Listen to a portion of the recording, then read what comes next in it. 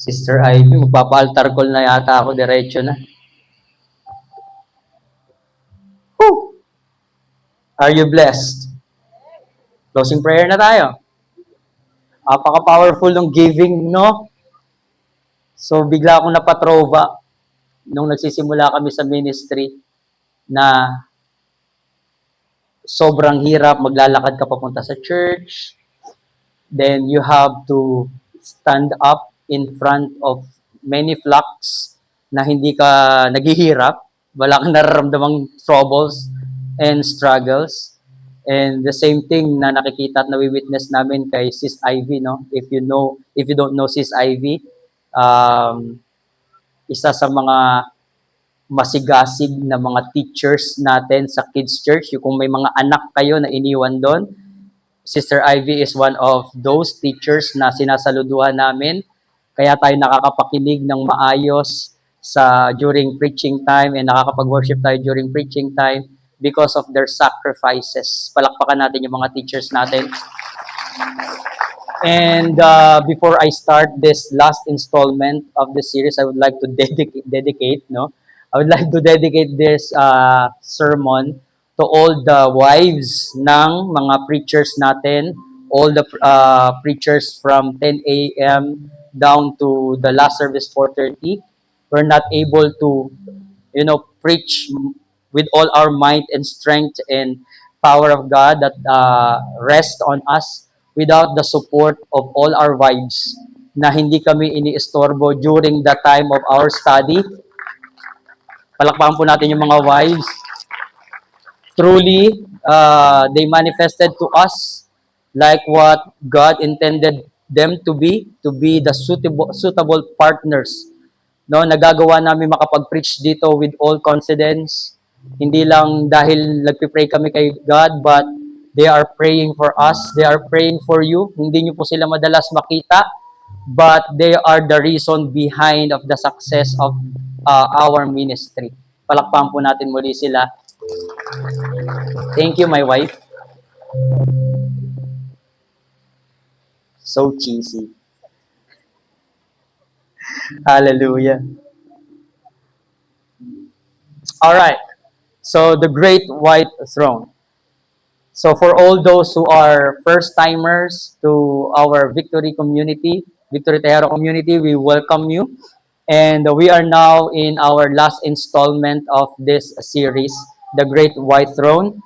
And we just want to say na by the end of this preaching, this is our hope and prayer, hopefully, no, that we are gaining a more and better understanding about what will happen in the end of times, the last thing that will happen dito sa mundong ibabaw.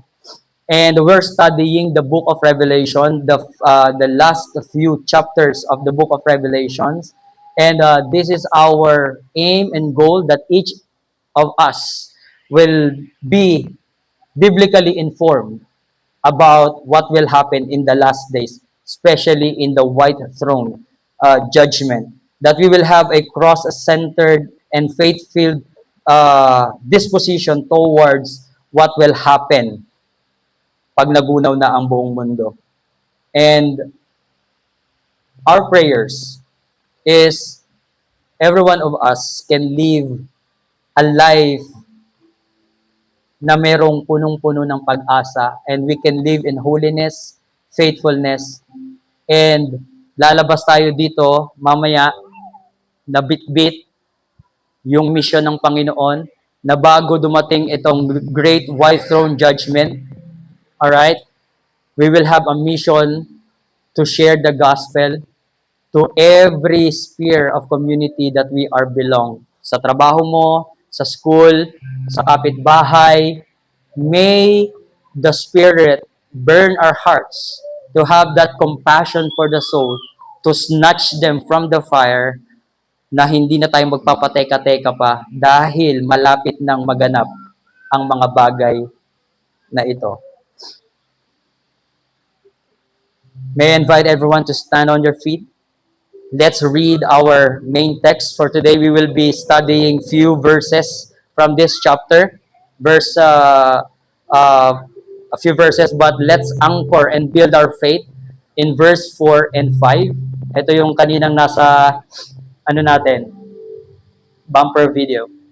Sabi po ni John, He will wipe away every tear from their eyes, and death shall be no more. Neither shall there be mourning, nor crying, nor pain anymore, for the former things have passed away. And he who was seated on the throne said, Behold, I am making all things new. Also he said, Write this down, for these words are worthy, are trustworthy, and true. Father, we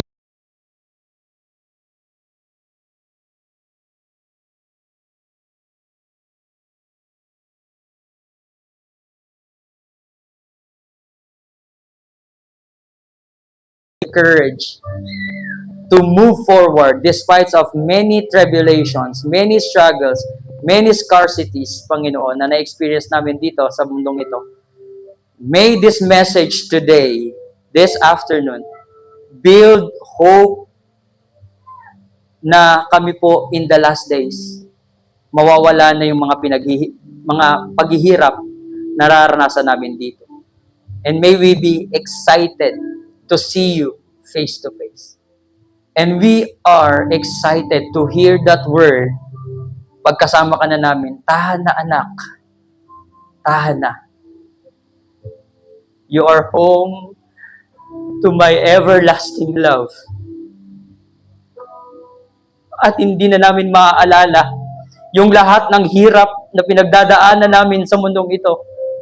Because your joy will fill our hearts on that new city pagdating ng huling araw. Thank you that you will reveal all the new things that you have created. And we are excitedly waiting for that to manifest in our lives. In Jesus' name we pray. Amen. Amen. Amen. Sige po, palakpakan po natin ang Panginoon at makakapuna tayo. Thank you sa napakagwapo kong VG leader. Siya rin po ang dahilan kung bakit nandito ako ngayon sa inyong harapan. Silang mag-asawa po. Hallelujah. Sige po, palakpakan natin ang Lord sa mga taong nag-akay sa atin. Sana yung mga nag-akay sa inyo, mama, i-treat nyo sa Jollibee. No? Kahit one piece lang. Next week na yung next piece. Alright. Let's talk about the new beginning. So I would like to welcome each and every one of you for the last installment, week 3 of this series, The Great White Throne Judgment.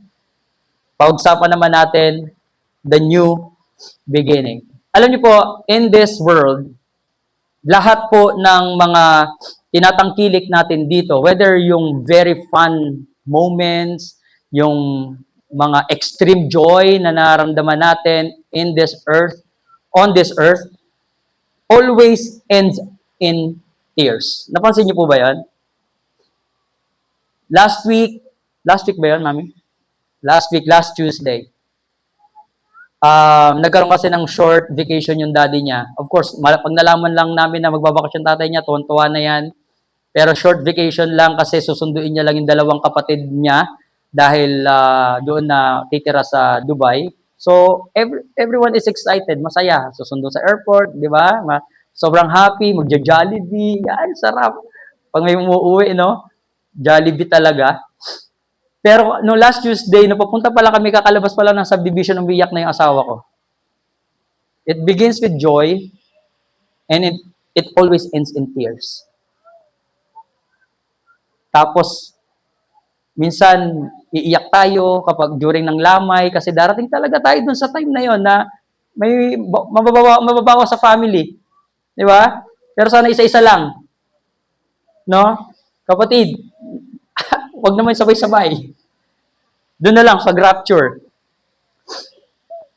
So, lahat nauuwi sa luha. And Isa sa mga tinitreasure ko sa scripture ay yung binasa natin kanina. Kasi whether we end up in tears sa lahat sa kabila ng mga sobrang masasayang nararanasan natin dito sa mundo, or kung baka ikaw yung tipo ng tao na talagang puro luha na lang, mas marami yung luha at pighati kaysa sa mga dapat i-celebrate, well, this is a good news for you. Revelations 21:4 and 5. If your allegiance is with the Lord, He will wipe away every tear from their eyes. In death shall be no more, and neither shall there be mourning. Wala nang maglalamay. Wala nang magpapanaghoy. Yung malalim na salita, no? Panaghoy, yung, alam mo yung nakarinig na ba kayo na nanaghoy? Yung hindi na ma-describe yung feelings niya.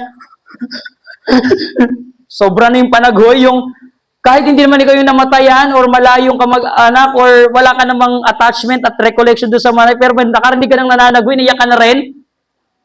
Ganon. So, sa panahon ng Panginoon, sa oras niya, wala nang ganon at wala nang iiyak. No more pain anymore.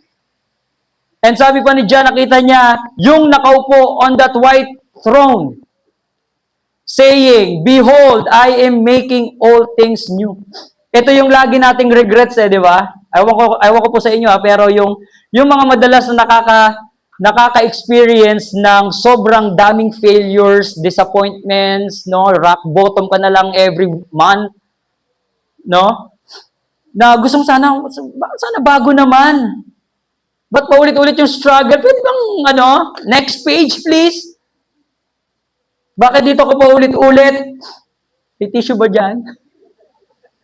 Nahiya akong bunutin yung ebidensya na ako ay may baby. Lampin tayo today. Proud daddy here. Baka naman, mami, panyo lang. Sapat na. Sana may new panyo. Alright, going back, no? Babaguhin ng Panginoon ang lahat. At yung ito yung lagi natin iniyak, sana Lord, may bago naman. Bakit pa ulit-ulit ako dito? Bakit ito na lang lagi yung nararanasan ko? Amen?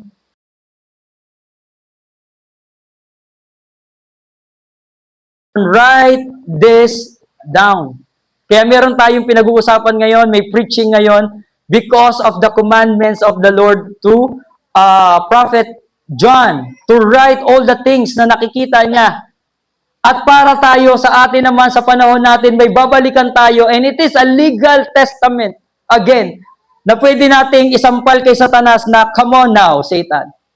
Wala kang karapatan sa buhay ko at sa kaluluwa ko, because my God, my Lord, my Jesus will wipe my tears, will wipe all the death na dating mayroon kang string, wala nang mourning, wala nang crying, wala nang pain, and everything will be brand new because Jesus says so.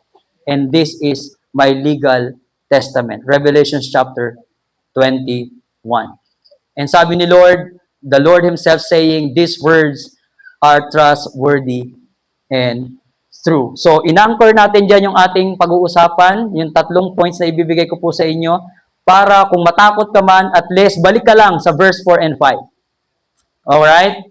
Balikan lang natin dito dahil ito yung masasandalan natin. Now, let's me jump back in verse 1, sorry.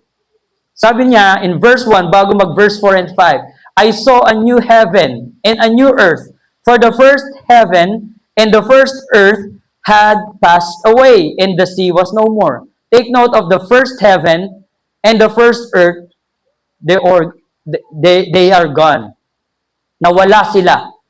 I would like to point out this second and last world reset. The first heaven, the first earth had passed away. The heaven and earth gone, showing that the end of brokenness and corruptions will end in the day of great white throne judgment. Mawawala na. Yung bagong mundo at bagong langit na gagawin ng Panginoon, there will be no more corruptions. Pagod na pagod tayo sa corruption, no? Yung kahit hindi naman tayo nalulunod tayo sa balita. Right? Yung hindi naman yung ikaw mismong nalubog.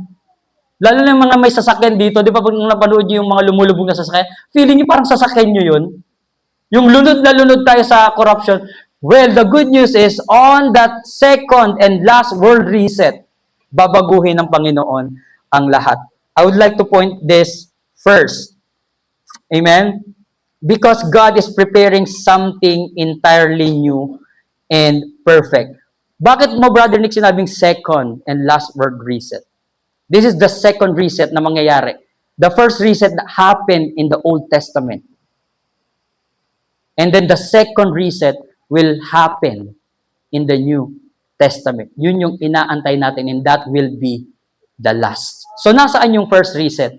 Yung story po niyan was buried in the ancient convenience store. Alam niyo po ba yan? Trivia to. Trivia. This is my made-up story actually. In Genesis chapter 7, verse 11. Oh, ay clue na kayo. Nangyari ang lahat sa 7-Eleven ng Genesis. Tingnan nyo po ha, babasahin ko po to. Tsaka 24 hours din tong bukas dati. Kasi I will be reading hanggang verse 24. Verse 11, in the 600 year of Noah's life, ilang taon daw si Noah? 600 years. In the second month, very detailed, in the 17th day of the month, on that day, all the fountains of the great deep burst forth, and the windows of the heavens were opened, and rain fell upon the earth 40 days. Ilan yung ulan sa atin? Nung bumaha? So, isang araw lang, no? Imagine mo to, 40 days. Nabalita sa 7-Eleven. And 40 nights. Verse 14. On the very same day, Noah and his sons, Shem and Ham and Japheth and Noah's wife, and the 3 wives of his sons with them entered the ark. I would like to emphasize this. Noah, the father. Father, I would like to call your attention. The salvation of your family is nasa inyo. Kung hindi to sumunod si Noah during that day, tigsay ang buong pamilya. At napakalaki ng pananagutan natin, mga tatay, to educate our wives and our kids about the Word of God. Let me jump in verse 17. And the flood continued 40 days on the earth. The waters increased and bore up the ark, and it rose high above the earth. The waters prevailed and increased greatly on the earth, and the ark floated on the face of the waters. To make the long story short, na-reset ang buong mundo at ang natira ang masunuring si Noah at ang kanyang pamilya. And from there, nagkaroon uli ng panibagong history of mankind. Unfortunately, hindi pa nagtatagal, no? Hindi pa nagtatagal ang mga sangkatauhan, gumawa na naman sila ng isa sa mga kinamumuhi ng Panginoon. During that first world reset, sinabi ng Panginoon, I am sorry that I created mankind. The first disappointment of God, mababasa mo in the time of Noah. Tapos tinanong ko yung sarili ko, Lord, anong year siya exactly? So I tried a little research, no? In Jewish scholars, they dated it 1665, around that year, AM or Anomi Mundi, kung tama yung pronunciation ko. So that is the year after the creation, according to some studies. No? Wala siyang exact date in our modern day, pero in other theologians and other Bible commentators, nagkakaisa sila that this flood happened, this first reset happened around 2,348 between that year to 2,349 before Christ. So somehow, these two events, these two dates na sinasabi ng mga experts, it's approximately around 2,000 years. And then we are now in 2,000 years after the ascension, after the resurrection, after the living of our Lord Jesus Christ. Kaya pala lagi ang sinasabi ng mga sumulat sa Bible, malapit na. Hindi natin alam yung eksaktong date. Kaya pag may nagsabi sa inyo ng eksaktong date, talagang precise, may oras pa, that's not true. Even Jesus said, walang nakakaalam ng eksaktong oras at araw. Pero binigyan tayo ng malinaw na description ng Panginoon, mga signs that the end is near. Huwag tayong papikit-pikit, huwag tayong patulog-tulog. Dahil might be mamaya na ito. Might be bukas. Or habang nagpipreach tayo dito, mangyari, mag-take place ang reset na ito. This message is giving us this urgency to stay awake and alert, enthusiastic. Dapat ang laging goal natin to win more souls. In Isaiah chapter 65 verse 17 says like this. This is the prophecy in the time of Isaiah. For behold, I create new heavens and new earth, and the former things shall not be remembered or come into mind. Pag nangyari na ang mga bagay na ito, pati yung mga nakalipas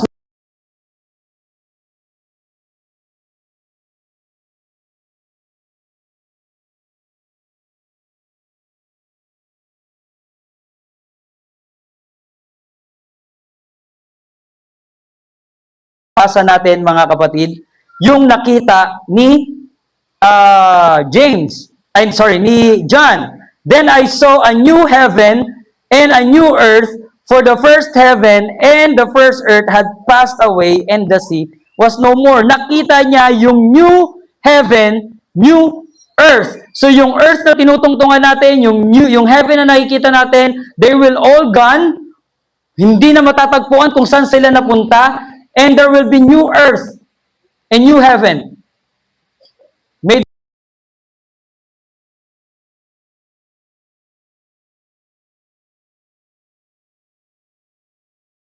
imagine, ang hirap i-picture kung ano yung magiging itsura nun. But the information that we have na trustworthy, na mababasa natin, there will be new heaven, there will be new earth. Anong itsura ng Brother Nick? Hindi ko din po alam. Hindi pa ako nakarating. Isa lang po ang sigurado ko, there will be new earth and there will be new heaven. Amen? At meron pang isang pangako on that new heaven and new earth, Jesus will give the access again to that spring of water of life without payment. God will dwell with His people. Tuloy natin yung basa, verse 3. And I heard a loud voice from the throne saying, Behold, the dwelling place of God is with men. He will dwell with them, and He be His people, and God Himself will be with him as their God. Ito yung sinasabi na kanina ng aking sister wife. Ito yung pinakakaasam-asam natin. Ito yung kinakanta natin kanina, na yung dwelling place ng Panginoon will be with us. Ibabalik niya uli more than or 100 times yung experience ng Israelites during their sojourn or during their travel time from the desert going to the promised land, that the presence of God is with them. Na bumababa siya, yung presensya niya, and everyone is able to see with their naked eyes the very presence and glory of the Lord. Alam niyo po, kung ako po tatanungin niyo, I am so curious and excited what exactly the looks of Jesus Christ, tsaka ni God the Father at ng Holy Spirit. Kayo po, excited po ba kayo? Parang hindi. Ako po talagang curious talaga ako. Kasi yung mga nakikita nating mga imagery sa mga sa lahat ng panig ng mundong to, hindi kasi ganoon eh. Amen? Buti na lang wala pang mga content creator ng time na yun, no? Kasi baka sasambay natin mga image. Alright? Kaya ang gusto ng Lord, talagang sa puso natin siya ay, sa puso natin siya sambahin. At nakaka-excite that there will be eternal fellowship and that will be restored on that day. Na hindi ka na mag-i-imagine pag nagpipray ka kung ano yung tsura ni Lord. Kasi makikita mo na talaga siya. Face to face. At yun din yung sinasabi ni Paul na one day soon, we will see face to face with the Lord. Na hindi na tayo mangula, ay, ganito pala yung tsura ni Jesus. What's up, bro? Baka nag-uunahan pa tayong yumakap kay Jesus. Pasalamatan siya sa lahat ng mga naging sacrifices niya. Ganito binasa natin in Isaiah.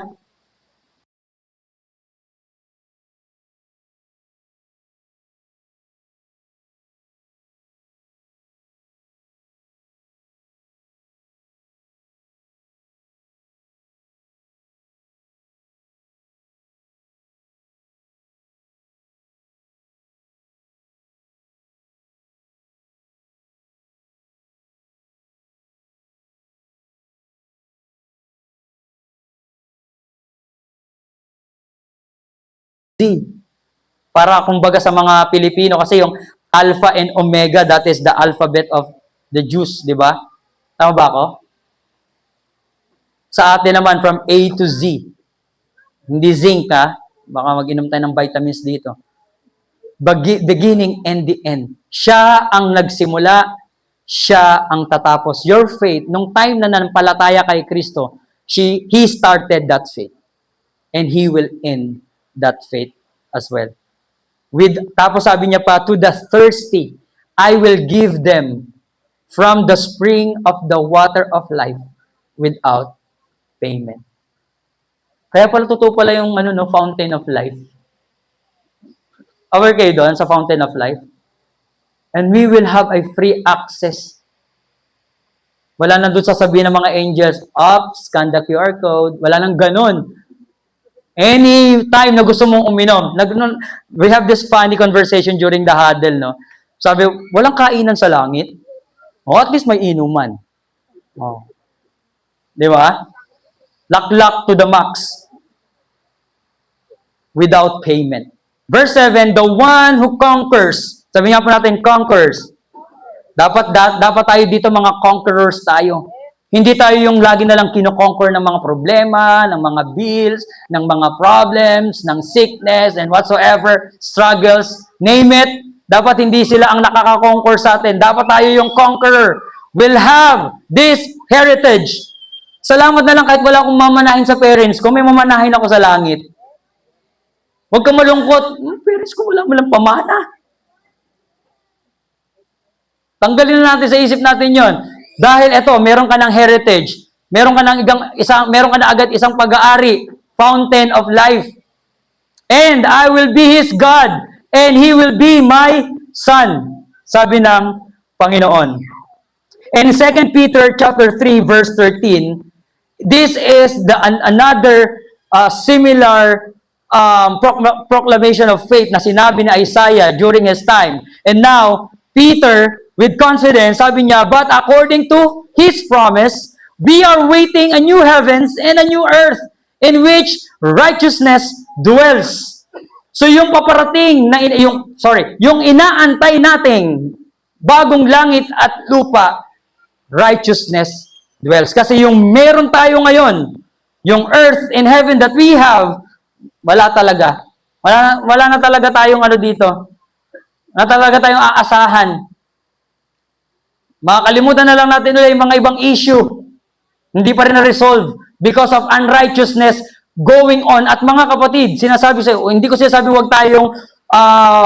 hindi ko sinasabing tumigil na tayo sa pananalangin para sa ating gobyerno, ating bansa, mga tao. But this has been prophesied long time ago, that this world will be worse. And the wickedness will grow in the hearts of men. Love will grow cold. Yung bawat isa magpapatayan, the father and son, the mother and daughter, the in-laws, there will be great hatreds among families, among communities, kasi yun yung mangyayari talaga bago mag-end of time. And my point number 3, we will be jumping in verse 22 up to 27. Bakit natin nilaktawan? Kung nagtatanong po kayo kung ano ba itsura ng new heavens and new earth. Actually, nakita din ni John na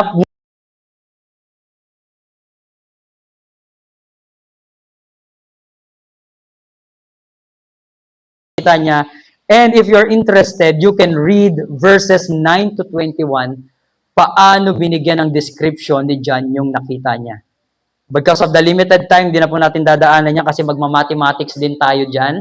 So, sukatin natin kung gaano kalaki yung Jerusalem. But I would like to point out this very important word, the eternal presence of God. Nababasa natin in verses 22 down to 26. Let me read it to you. And I saw the and then I saw no temple in the city, for its temple is the Lord God Almighty and the Lamb. On that new city, the new Jerusalem, the bride, which is adorned for the Lamb or for the bridegroom, which is the Lord Jesus Christ, we will be included in that new city, the holy city, the new city of God, the Jerusalem. At sabi ni John, I saw there's no temple on that city. Bilang isang born Jew, mahalaga sa kanila sa isang syudad yung templo dahil figure ito of strength ng kanilang community, not just for political but also sila yung bayang pinili. So na-notice niya wala yung templo doon. Because the temple will be the Lord God, the Almighty, and the Lamb. Binanggit dito yung two supreme being. That's why we believe in one God and three person, dahil ang ating Diyos, do ang hirap ipaliwanag talaga yung Trinity, they are all distinct in person. Diba? Hindi tayo naniniwala sa sandamukan na Diyos, maraming Diyos, pero we're just believing one God in three person. And vividly sinabi ni John, nakita ko si God the Almighty, sa Lord Almighty, and the Lamb. So magkaiba yon. And the city, verse 23, and the city has no need of sun or moon to shine on it, for the glory of God gives it light. And its lamp is the Lamb. Sino po dito makakaalala na sinabi ng Panginoon sa kanyang mga tagasunod, you are the light of this world? Taas ang kamay. Taas ang kamay. Gusto ko po makita. Kasi meron akong gustong i-insert dito. Konti lang. Sa mga hindi nakakaalam, sinabi ng Panginoon, to those who believes in Him, you are the salt and light of the earth. I would like to emphasize that word light. We are created in the image and likeness of God. Am I correct? Do you believe you are created in the image of and likeness of God? And one of that likeness is the glory of God. Pinag-isipan ko, sabi ko, kasi may napanood akong clip. Sorry, hindi ko na talaga siya mahanap. Gusto ko sana siyang i-present sa inyo. Isa siyang tactical clip explaining kung paano gumagana yung thermal scanner ng mga sundalo na kapag meron silang operation, kahit sobrang thick darkness. Tactical yung pinapanood ko, content ng about tactical ng mga sundalo, about their instrument. Pero ang salita ng Diyos ang dumadating sa akin. I remember Adam and Eve. Nung sila, makinig po kayo dito. Nung sila ay nakagawa ng kasalanan, they found out they are naked. Right? Nakikita na nila talaga yung figura ng isa't isa. Uy, ganyan pala yung curves mo. Ganon. Parang ganon, if I'm going to paraphrase it. Bakit? Anong nangyari? Nakapasok yung kasalanan and the glory of God that was created to them according to the image and likeness of God, gone. Parang alitap-tap. para maintindihan natin ng konti.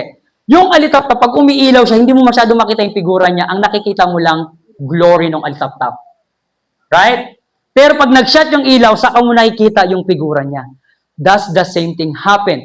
It proves in that content na napanood ko kasi nung tinignan nila, kahit sobrang rikit nung dilim, kahit nandun siya sa pinakasulok ng mga kakahuyan, yung human is lighting. Nag-umiilaw siya.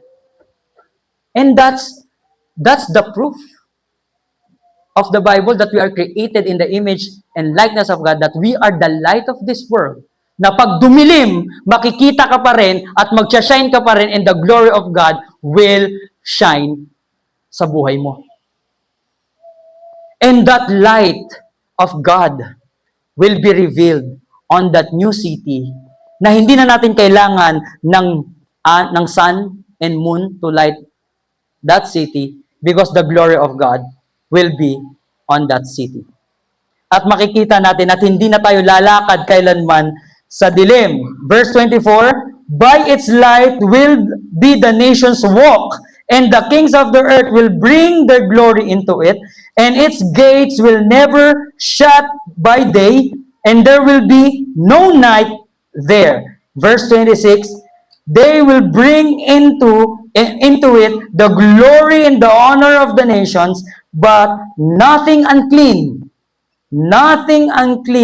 will ever enter it, nor anyone who does what is detestable or false, but only those who are written in the Lamb's book of life. On that new city, mga kapatid, hindi na makakapasok ang anumang uri ng kapilyuhan, anumang uri ng kasalanan.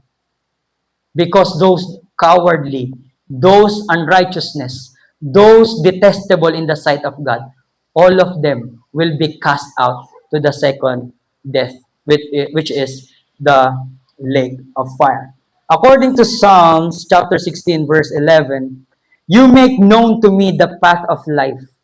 In your presence. I love this verse.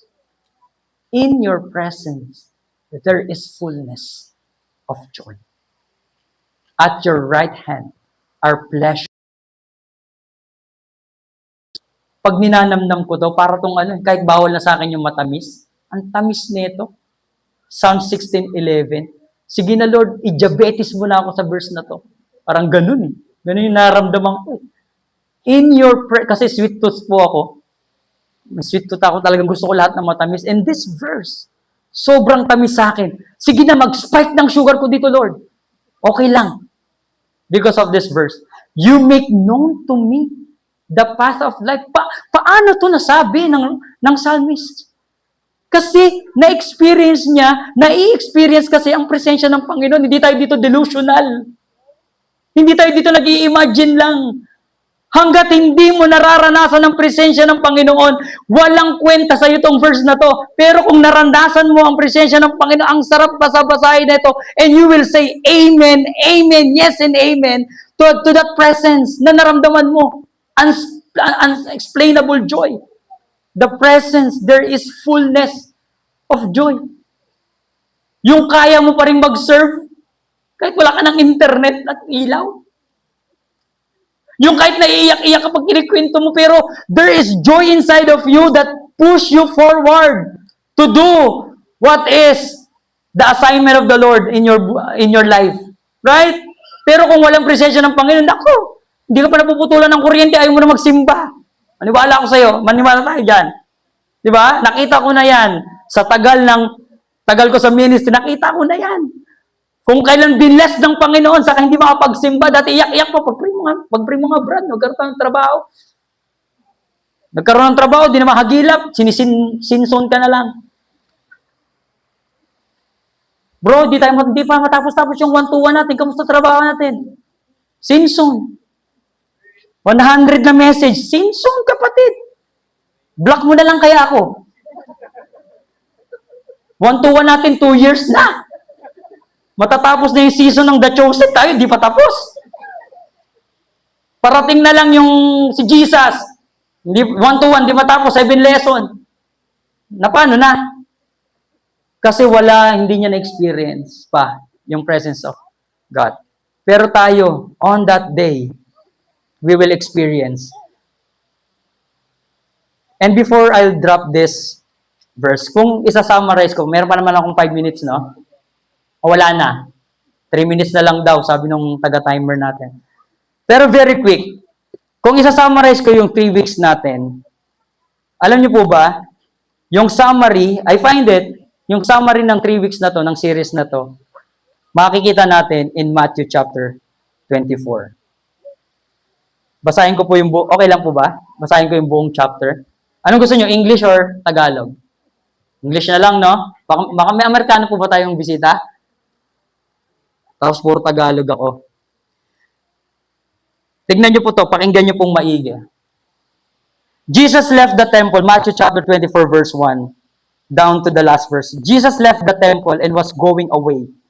And his disciples came to point out to him the building of the temple. But he answered them, "You see all this? Do you not? Truly I say to you, there will not be left here one stone upon another that will be thrown down." Ang tinutukoy niya dito is yung last destruction of the temple. Ang tanong ko, Lord, yun na ba yung nangyari nung nakaraan? Well, there will be another temple na itatayo. Verse 3, "And he sat on the Mount of Olives, and the disciples came to him privately, saying, Lord, tell us, when all these things be, and what will be the signs of your coming, and of the end of the age?" Di ba? Salamat at naging curious yung mga disciples, and we have the summary of the end times. Verse 4, "And Jesus answered them, See that no one leads you astray." Ingatan nyo, mga tatay na hindi maligaw, yung mga pamilya natin at mga sarili natin. "For many will come in my name saying, I am the Christ." Nangyayari, hindi? Nangyayari, mga tatay. "And they will lead many astray. And you will hear of wars." Nakakarinig ba kayo ng mga balita tungkol sa mga digmaan? "And the rumors of wars. See that you are not alarmed." So, hindi to something that we will be troubled. Yung mga balibalitang to, dahil magaganap ang mga dapat maganap. "See that you are not alarmed, for this must take place." Jesus is speaking, but the end is not yet. Magkakaroon ng malaking digmaan at mga digmaan. Pinag-usapan natin yan in week 1. Pero hindi pa yun yung wakas. Sabi ni Jesus, "For nation will rise against nation, and kingdom against kingdom, and there will be famines and earthquakes." Diba?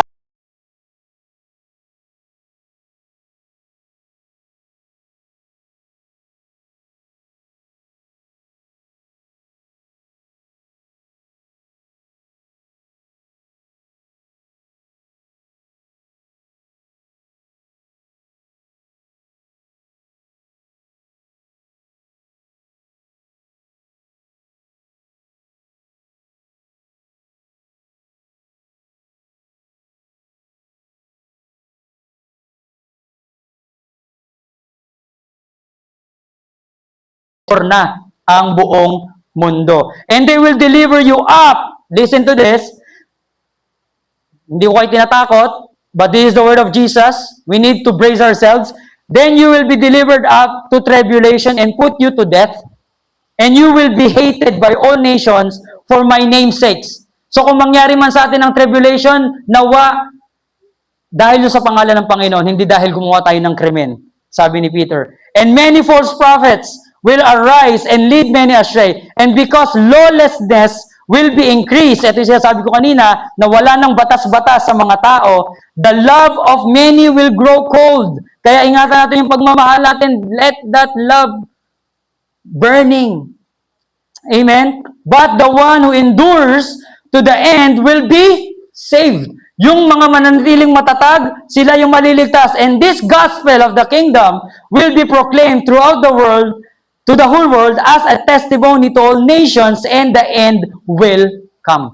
So yung end, mangyayari siya kahit narinig natin yung 3 weeks of Great White Throne Judgment.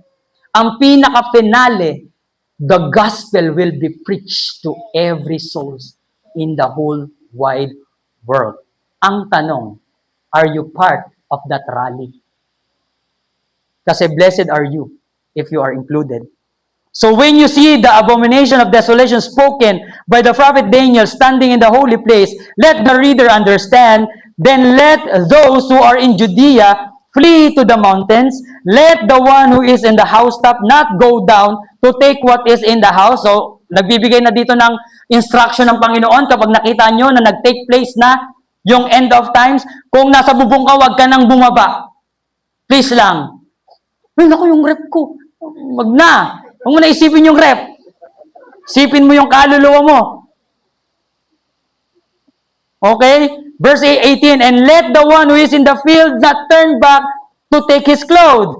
And alas, for women who are pregnant and for those who are nursing infants in those days. Sabi ni Lord, kawawa, yung mga babaeng buntis at mga nagpapasuso on that day. Then sabi niya sa verse 20, pray that your flight, kaya sana walang maiwan sa flight, no? Not be in winter or on Sabbath. For then there will be great tribulation, such as has not been from the beginning of the world until now, no, and never will be. And if those days had not been cut short, listen to this, no human being would be saved, but for the sake of the elect, those days will be cut short. Sinasabi to ng Panginoon 2,000 years ago. Pag hindi minadali ang oras, walang maliligtas. So, ibig sabihin, nasa maigsing oras at panahon na po tayo, mga kapatid. Then, if anyone says to you, look, here's the Christ, or there He is, do not believe it. Huwag kayong maniwala na nandun si Christ. Kasi yung pagdating ni Christ, it will be declared at makikita yun ng buong mundo. Wala siya yung, ba't kayo lang nakakaalam? Kayo lang maliligtas, kayo lang mahal ng Diyos? Hindi, yung pagdating ng Panginoon, mawi-witness ng buong mundo. Huwag daw tayong pupunta, for false Christ and false prophets will arise and perform great signs and wonders so as to lead astray, if possible, even the elect. Kahit yung mga pinili, mga kapatid, listen to this. Pati yung mga pinili ay pwedeng madaya on that day. Kaya dapat bantayan natin ang mga sarili natin that we are rooted in the Word of God. And this is the very reason bakit ganito tayo kainit sa message na to. So that we will be biblically informed what will happen in the last days. See, I have told you beforehand. So if they say to you, look, He is in the wilderness, do not go out. If they say, look, He is in the inner room, do not believe it. For as the lighting comes from the east and shines as far as the west, so will be the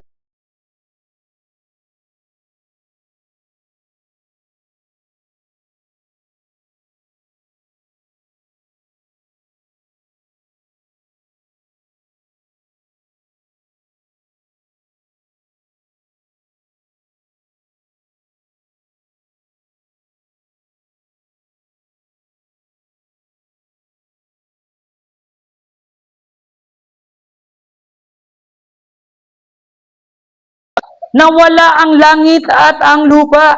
Then will appear in heaven the signs of the Son of Man, yung week 1 natin, dumadating siya in a white horse, Son of Man coming in the clouds of heaven with power and great glory. And He will send out His angels. Listen to this. He will send out His angels with a loud trumpet call. Dapat marinig natin yung pakakak na tumunog.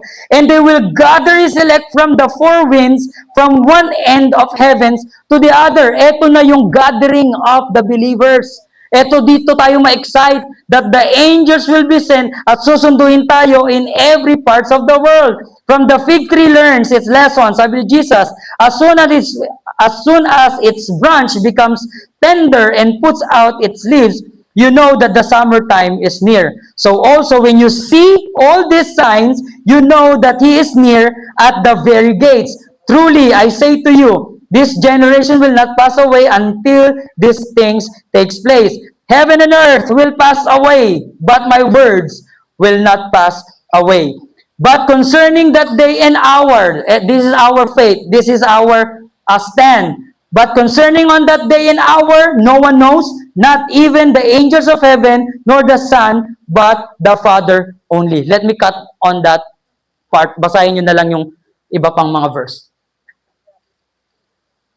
Grabe yung puso ko dito sa part na to. Walang makakapredict ng eksaktong oras. But God, Jesus, our Lord and Savior, give us all the signs that He will be coming soon. If I'm going to conclude this, I would like to say this. This series, The Great White Throne, is a message for a call of repentance to the unsaved. Itong message na to, if you're not yet saved, this is for you. Kasi pinakita na sa atin in advance what will happen to those who are unsaved. They will be thrown in the lake of fire together with the dragon and the demons. And the message naman para sa church, we must rally the gospel to save more in every nation.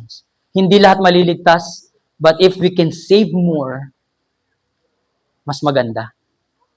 Save our family, save our relatives, save our friends, our co-workers. Let's rally this gospel. Now, I'd like to ask you, mga kapatid, is this message brings you joy and excitement, or thrill, or fear, and is it, hindi ko ma-express yung takot eh. Natatakot ka ba sa message na to or you are excited? Sino dito yung natatakot? Praise God. Sino dito excited? Kaya ko po tinanong, kasi kung natatakot ka pa, we want to lead you in prayer. One more time.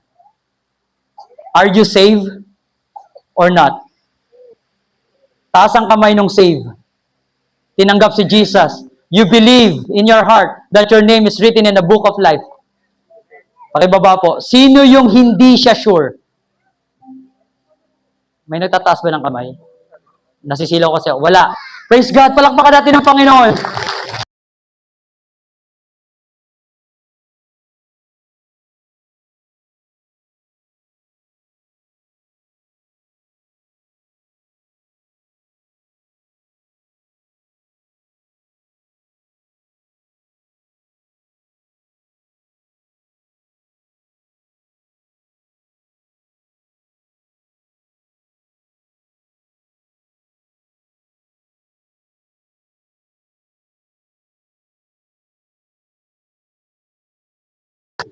Na mangyayari pagbalik mo, Panginoon. And we will not be deceived by any false prophets, by the beasts, and whatsoever the demons will send para mag-cause ng gulo.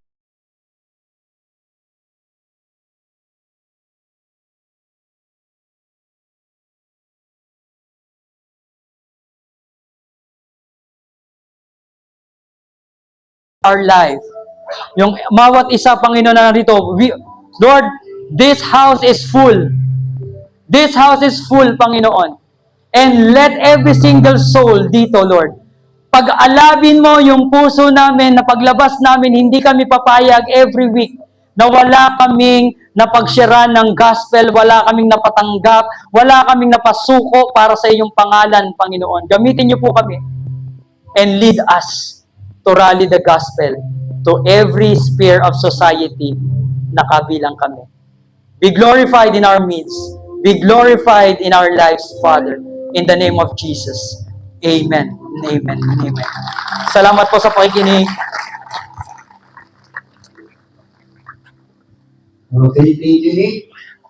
That ends our series, The Great White Throne. Kung babalikan natin siya, week 1 talks about the end, pero the end talks about the marriage with the bride and the lamb, no other than Jesus. Next, week